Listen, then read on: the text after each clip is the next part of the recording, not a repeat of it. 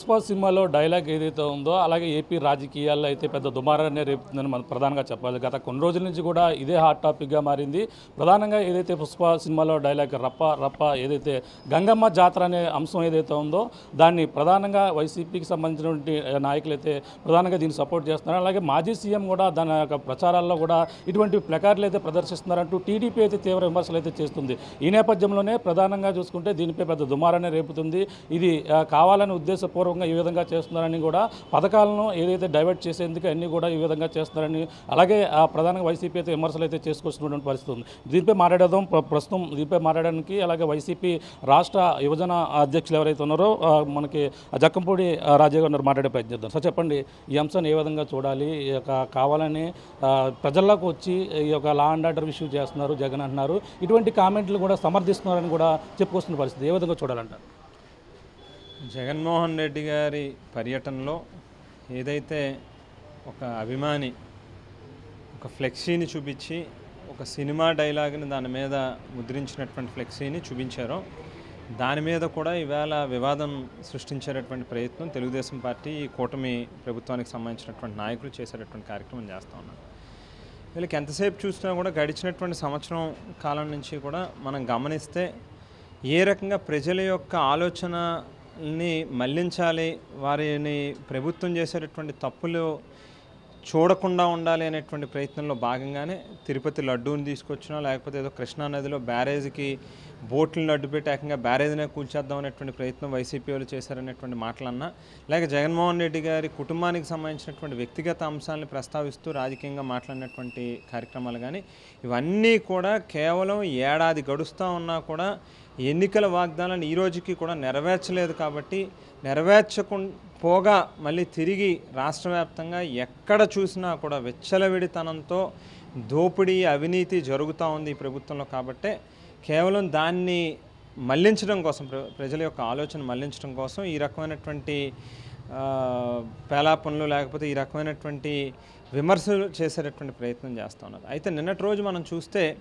గోరంట్ల బుచ్చయ్య చౌదరి గారు ఒక సీనియర్ నాయకులు, మరి అన్నిసార్లు శాసనసభ్యుడిగా గెలిచినటువంటి వ్యక్తికి కనీసం ఇంగిత జ్ఞానం లేకుండా ఏం మాట్లాడుతున్నాం అనేటువంటిది ఆలోచన శక్తి కోల్పోయి ఈవేళ మాట్లాడుతున్నటువంటి పరిస్థితులు. జగన్మోహన్ రెడ్డి గారిని నరికేస్తారంట. ఈవేళ నరికేమని తీసుకొచ్చి అసలు జగన్మోహన్ రెడ్డి గారిని నరికేయడం కూడా ఎందుకు? రాజమండ్రిలో ఆయన పుట్టి పెరిగి రాజకీయంగా ఎన్నిసార్లు శాసనసభ్యుడిగా పనిచేసినటువంటి ఇదే నగరంలో ఆయన ఇంటికి కనీసం 300 మీటర్ల దూరంలో రామాలయం సెంటర్లో జగన్మోహన్ రెడ్డి గారు ఫ్లెక్సీని పెడతాం, వచ్చి ఆ ఫ్లెక్సీని నరకమని చూద్దాం, ఈయన ఎంత పనివాడో తెలుస్తుంది. అసలు వీళ్ళెవరూ కూడా ఏ రకంగా మనం ఎన్నికల్లో ఇచ్చినటువంటి మాటని నిలబెట్టుకోవాలి, ఏ రకంగా ప్రజలకు మంచి చేయాలనేటువంటి దాని మీద ఆలోచన చేస్తూ ఉన్నటువంటి పరిస్థితి కనిపించట్లేదు. నిత్యం ఏదో రకంగా వైఎస్ఆర్ కాంగ్రెస్ పార్టీ వాళ్ళ మీద బురద జల్లాలి, లేకపోతే ఏ రకంగా కేసులు పెట్టాలి, పోలీస్ స్టేషన్లు చుట్టూ తిప్పాలి, ఆర్థికంగా నష్టపరచాలి, భౌతికంగా దాడులు చేయాలి అనేటువంటి దాని మీద మాత్రమే వీళ్ళ బుర్రంతా కూడా కేంద్రీకరించి పనిచేస్తూ ఉన్నారు. దీన్ని ప్రజలు గమనిస్తూ ఉన్నారు.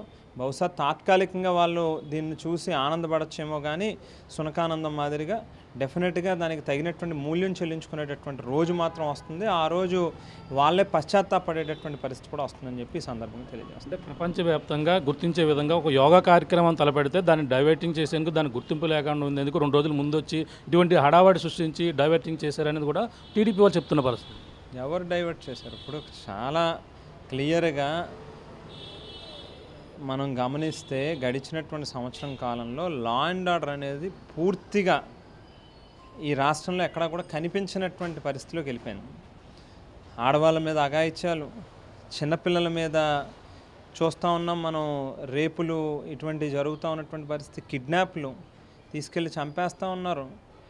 వీటన్నిటినీ ప్రశ్నిస్తూ ఉంటే ఎక్కడైనా జరిగినటువంటి తప్పిదాన్ని వేలెత్తి చూపిస్తే వైఎస్ఆర్ కాంగ్రెస్ పార్టీ నాయకుల మీద కార్యకర్తల మీద దాడులు చేయడం, వారి నోరులు మూయించడం కోసం సోషల్ మీడియాలో ఎవరైనా ప్రశ్నిస్తే వాటి మీద కేసులు పెట్టి 25, 30, 50, 70 కేసులు పెట్టి ఆ పోలీస్ స్టేషన్ నుంచి ఈ పోలీస్ స్టేషను, ఆ కోర్టు నుంచి ఈ కోర్టుకి సంబంధం లేనటువంటి జిల్లాల్లో సంబంధం లేనటువంటి పోలీస్ స్టేషన్లో కేసులు పెట్టి ఇబ్బందులు పెట్టేటటువంటి కార్యక్రమం. అయితే ఒకటేంటి అని అంటే ఈ సాంప్రదాయం ఏదైతే వాళ్ళు మొదలుపెట్టారో ఖచ్చితంగా రేపు దానికి వాళ్ళే సంజాయిషి చెప్పుకునేటటువంటి పరిస్థితిలో దానికి తిరిగి దీనికి 10 ఇంతలు వాళ్ళు ఇబ్బంది పడేటటువంటి పరిస్థితిలో వస్తుంది. ఇవన్నీ గుర్తించి వైఎస్ఆర్ కాంగ్రెస్ పార్టీ శ్రేణులు ఎక్కడా కూడా మనోస్థైర్యం కోల్పోకూడదు, వాళ్ళలో ఒక ధైర్యాన్ని కల్పించాలి అనేటువంటి ఉద్దేశంతోనే ఎక్కడైతే వైఎస్ఆర్ కాంగ్రెస్ పార్టీ శ్రేణుల మీద దాడులు చేస్తూ ఉన్నారో, హత్యలు చేస్తూ ఉన్నారో వాళ్ళని పరామర్శిస్తూ ఆ కుటుంబాలకు ఒక భరోసాను కల్పిస్తూ ధైర్యం కల్పిస్తూ జగన్మోహన్ రెడ్డి గారు వెళ్ళి పర్యటనలు చేస్తూ ఉన్నారు. పర్యటనకి వెళ్తామంటే కూడా శాంతియుతంగా వెళ్ళి పరామర్శ చేసి వస్తామనంటే కూడా పర్మిషన్ లేకుండా రిస్ట్రిక్షన్లు పెట్టి నిబంధనలు పెట్టి కుదరదు అని అంటే ఇది ప్రజాస్వామ్యం. మనం ఏమి ఎక్కడో ఆఫ్రికా అడవుల్లో ఏం బతకట్లేదు. ఈవేళ భారతదేశంలో అంబేద్కర్ గారు రాసినటువంటి గొప్ప రాజ్యాంగం ఉంది, అందరికీ కొన్ని హక్కులు ఉన్నాయి. వాటిని కూడా కాదు అని చెప్పి నియంత్రించాలనేటువంటి పోకడలతో మీరు ప్రయత్నం చేస్తే తిరుగుబాటు అనేటువంటిది సహజంగానే ప్రజల దగ్గర నుంచి మొదలవుతుంది. సో జగన్మోహన్ రెడ్డి గారు ప్రజల పక్షాన, బాధితుల పక్షాన, వైఎస్ఆర్ కాంగ్రెస్ పార్టీ శ్రేణులు ఎవరైతే ఇబ్బంది పెడతారో వారి పక్షాన నిలబడడం కోసం చేసేటటువంటి ప్రయత్నాన్ని మీరు ఏదో పబ్లిసిటీ స్టంటనో లేకపోతే ఇంకోటనో మాట్లాడితే అది మీ కామన్ సెన్స్కే వదిలేస్తున్నాం ఈ సందర్భంగా. అంటే గుంటూరు వచ్చి గంజాయికి సంబంధించిన వాళ్ళు సపోర్ట్ చేశారు, అలాగే ఏదైతే బెట్టింగ్లో చనిపోయిన వ్యక్తులను పరామర్శించడం ఇటువంటి క్రియేట్ చేస్తున్నారు, మొత్తం అన్నీ కూడా కావాలని వస్తున్నారని చెప్పేసి అంటున్నారు. అంటే అదే మాట్లాడుతున్నా. ఇప్పుడు మనం ఎక్కడ తప్పు చేసినటువంటి వాళ్ళని ప్రోత్సహించమని చెప్పి ఎక్కడ ఏ సందర్భంలోని కూడా దాన్ని సపోర్ట్ చేసినటువంటి పరిస్థితి ఎప్పుడూ లేదు. ఒకటేంటంటే మనమేం ఆటవిక రాజ్యంలో లేము. ఒక భారతదేశంలో గొప్ప రాజ్యాంగం ఉంది. వేళ ఒక సామాన్యుడి దగ్గర నుంచి ప్రధానమంత్రి దాకా ఒక టీ అమ్ముకునేటటువంటి వ్యక్తి ప్రధానమంత్రి స్థాయికి ఎదిగాడు అంటే వేళ కులాలకి, మతాలకి, లేకపోతే ప్రాంతాలకి, రాజకీయాలకి, వర్గాలకి అన్నిటికీ అతీతంగా ఇన్ని వేషధారంలో ఎంతమంది మనం కలిసి జీవిస్తూ ఉన్నాము అని అంటే దానికి ఒక రాజ్యాంగం ఉంది, ఒక లా అండ్ ఆర్డర్ ఉంది, ఒక చట్టం ఉంది. దాన్ని ఆ ప్రొసీజర్స్ని ఖచ్చితంగా రెస్పెక్ట్ చేయాల్సినటువంటి బాధ్యత భారతదేశ పౌరులుగా మనందరి మీద కూడా ఉంది. అటువంటిది ప్రజలచే ఎన్నుకోబడినటువంటి వ్యక్తి ఎలా ఏ రకంగా ఎన్నుకున్నారు?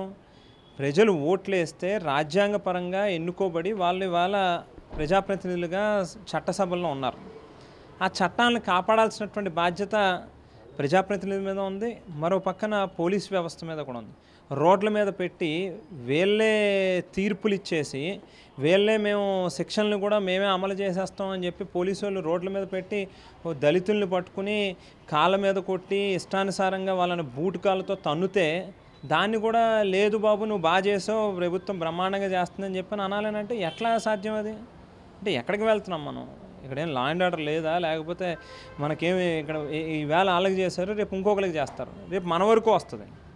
ఇందు గురించి ఖచ్చితంగా ఇవి మంచి పద్ధతి కాదు. దాన్ని ఖండించాల్సినటువంటి బాధ్యత గల భారతదేశ పౌరుడిగా ఖచ్చితంగా ప్రతి ఒక్కరి మీద కూడా ఉంది అని చెప్పి సందర్భంగా తెలియజేస్తాం. దానికి ఉన్నాయి, కోర్టులు ఉన్నాయి, న్యాయ వ్యవస్థలు ఉన్నాయి, దానికి శిక్షలు ఉన్నాయి. తప్పు చేసుంటే ఎస్ మీరు కేసు కట్టండి, తీసుకెళ్ళి కోర్టులో ప్రొడ్యూస్ చేయండి, జడ్జి గారు నిర్ణయిస్తారు.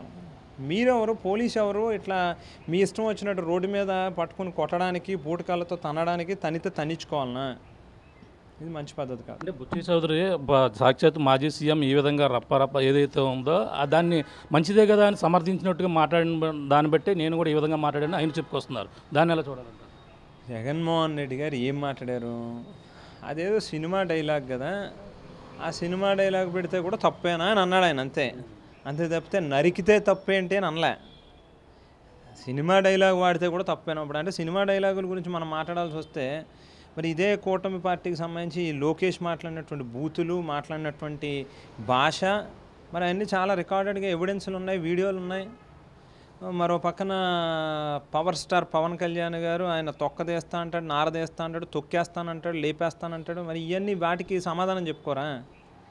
మరి వాటికి సంజాయిషీ చెప్పండి ముందు. మీ భాష, మీరు మాట్లాడినటువంటి తీరు వాటికి సంజాయిషీ చెప్పి అప్పుడు మీరు అవతల వాళ్ళని వేలెత్తి చూపించేటటువంటి ప్రయత్నం చేయండి. అంటే సూపర్ 6 అమలు అవుతున్నాయి, ఒక్కొక్కటి అమలు అవుతున్న నేపథ్యంలోనే వాళ్ళ మతి భ్రమించి ఈ విధంగా మాట్లాడుతున్నారు. ఏదైతే తల్లికి వందనం ఏదైతే ఉందో అది కూడా పూర్తి స్థాయిలో గతంలో వాళ్ళు చేయలేదు, మేము చేసి చూపించామన్నారు. మాట్లాడడానికి కూడా ఎంతో కొంత నాలిక్కి కాస్తైనా ఉండాలి.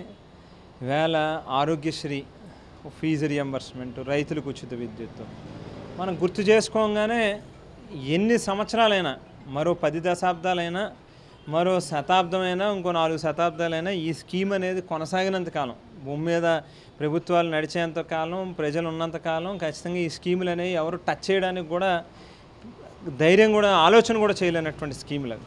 ఆ స్కీమ్ పేరెత్తంగానే ఎవరు గుర్తొస్తారు? దివంగత ముఖ్యమంత్రి డాక్టర్ వైఎస్ రాజశేఖర రెడ్డి గారు గుర్తొస్తారు. అమ్మఒడి అని అనగానే దానికి నువ్వు తల్లి వందనం పెట్టు, తల్లికి వందనం పెట్టు, లేకపోతే నీ బొంద పెట్టు, ఏం పెట్టినా కూడా అది మళ్ళీ జగన్మోహన్ రెడ్డి గారే గుర్తొస్తారు. 87 లక్షల మంది విద్యార్థులు ఉంటే ఎంతమంది పిల్లలకి ఇచ్చారు మీరు డబ్బులు?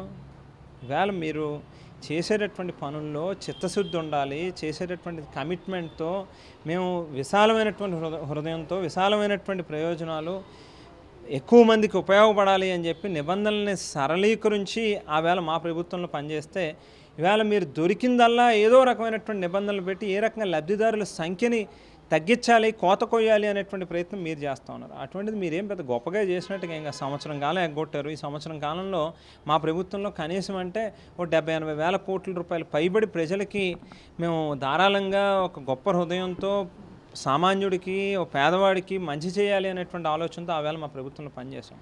ఇవాళ మీరు ఇచ్చినటువంటి హామీలు కనీసం అంటే 1,30,000 1,40,000 కోట్ల రూపాయలు పైబడి ఉంటుంది. మొదటి ఏడాది మొత్తం 1,30,000 1,40,000 కోట్లు పంగనామం పెట్టారు కదా. ఇవాళ ప్రజలకి ఏం చూపించారు? మొండి చేయి చూపించారు. అందు గురించి ఊరికినే ఏదో మీ అంతటా మీరు సాటిస్ఫాక్షన్ కోసం చెప్పుకోవచ్చు కానీ ప్రజల్లోకి పోయి తిరిగితే ప్రజల్లో ఏ మాదిరిగా మీ మీద తిరుగుబాటు ఉంది, మిమ్మల్ని కొట్టడానికి సిద్ధమవుతూ ఉన్నారు, మిమ్మల్ని రోడ్ల మీద కూడా తిరిగేటటువంటి పరిస్థితి ఉండదు అనేటువంటి దయచేసి గుర్తుపెట్టుకుని మాట్లాడితే ఏ విధంగా ముందుకు వెళ్తున్నారంటే తల నరకుతాన దాని మీద ఏ విధంగా ముందుకు వెళ్ళిపోతున్నారు? తల నరుకుతాన దాని మీద అదే చెప్తున్నాను, ఇది మంచి పద్ధతి కాదు. మనం మాట్లాడేటటువంటి భాష అనేటువంటిది రాజకీయాల్లో మన కంట్రోల్లో ఉండాల్సినటువంటి అవసరం ఉంది. ఓ సీనియర్ శాసనసభ్యుడు ఈ మాదిరిగా మాట్లాడడం అనేటువంటిది ఏ రకంగా కూడా మంచిది కాదు. ఖచ్చితంగా ఆ మాటల్ని వెనక్కి తీసుకుంటున్నాను, క్షమించండి అని చెప్పి చెప్పాల్సినటువంటి అవసరం ఆయన మీద ఉంది. చెప్పనటువంటి పక్షంలో ఖచ్చితంగా దానికి తగినటువంటి ఇది ఆయనే అనుభవిస్తాడు. Okay sir, thank you. ఇది పరిస్థితి. ప్రధానంగా ఏదైతే సీనియర్ నాయకుడిగా ఉండి ఇటువంటి మాటల్లో మాట్లాడడం సరైనది కాదంటూ కూడా ఏదో చెప్పుకొస్తున్నారు. అలాగే ఈ యొక్క మాటలు ఏవైతే ఉన్నాయో జగన్మోహన్ రెడ్డిపై చేసినటువంటి వ్యాఖ్యలు నరుకుతా అనేది అంశం ఏదైతే ఉందో దానిపై వెనక్కి తీసుకోవాలి, దీనిపై క్షమాపణ చెప్పాలంటూ కూడా కోరుతున్నటువంటి పరిస్థితి. ఏదైనా ప్రజలను అయితే ఈ విధంగా ఒక సంవత్సరం పాలనలోనే ఎటువంటి అభివృద్ధి లేక రోడ్డుపైకి వచ్చి ఈ విధంగా చేస్తున్నటువంటి జగన్మోహన్ రెడ్డిని అయితే ఈ విధంగా ఉద్దేశపూర్వకంగానే అడ్డుకునే ప్రయత్నం అయితే చేస్తున్నారు. ఏదైతే మొత్తం తప్పుడు ఏదైతే ఉన్నాయో ఇటువంటి వాటిని కూడా మేమంతా కూడా సమర్థించు. కానీ జగన్మోహన్ రెడ్డి ఇప్పుడంతా కూడా ప్రజల్లోకి వచ్చిన స్పందన చూసి ఈ యొక్క టీడీపీ అయితే ఇటువంటి కుట్రలు అయితే ఈ విధంగా చేస్తుంది. అలాగే ఇప్పుడు చేసినటువంటి కామెంట్ ఏదో దీనిపై కూడా వైసీపీ అయితే త్వరలోనే దీనికి సంబంధించిన కార్యాచరణ కూడా చేస్తామని చెప్పేసి, అలాగే మాజీ ఎమ్మెల్యే ఎవరైతే జక్కపూడి ఇక్కడ రాజా గారు చెప్తున్న పరిస్థితి ప్రధానంగా ఉందని చెప్పాలి. దిక్కునున్న తాజా పరిస్థితి. కెమెరా అనిల్తో ప్రకాష్, RTV, రాజమండ్రి నుంచి. ఇండియా పాకిస్తాన్ తాజా అప్డేట్స్ కోసం డౌన్లోడ్ చేసుకోండి RTV లైవ్ యాప్.